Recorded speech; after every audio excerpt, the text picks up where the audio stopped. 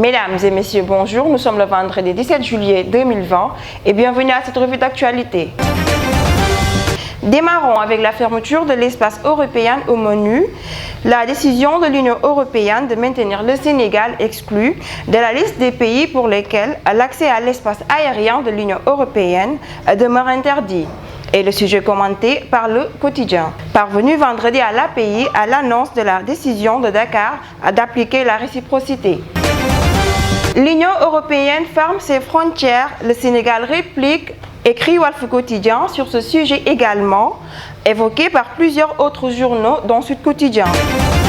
Les pays membres de l'Union européenne ont fait une première mise à jour de leur liste commune des pays tiers pour lesquels ils recommandent de lever les restrictions de voyage non essentielles aux frontières extérieures de l'Union européenne. Le Sénégal n'y figure toujours pas.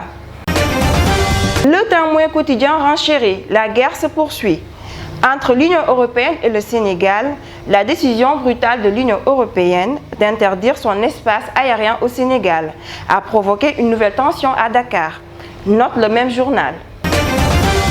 Vox Populi parle de la guerre du ciel entre l'Union européenne et le Sénégal. L'Union européenne et Adja, peut-on lire à la une du journal Le Quotidien, selon lequel malgré les assurances de l'ambassadrice de l'Union européenne à Dakar, le Sénégal interdit à l'espace Schengen.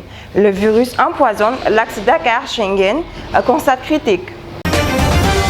D'autres journaux reviennent sur la question de la déclaration de patrimoine suite à la dernière sortie du président de la République interdisant aux membres du gouvernement de se confronter à cette règle de bonne gouvernance avant fin août.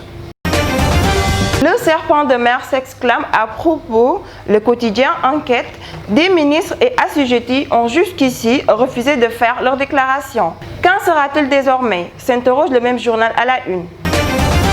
Macky Sall, face à ses actes, souligne l'Observateur via sa manchette consacrée à la même question. Dans un délai de 45 jours, écrit le journal, les ministres ont tenu de s'acquitter de leur déclaration de patrimoine. Cette exigence du chef de l'État, déclarée en Conseil des ministres, semble incongrue aux yeux de beaucoup de hauts fonctionnaires et d'acteurs politiques, selon qui Macky Sall est le premier à faire entorse à la loi sur la déclaration de patrimoine.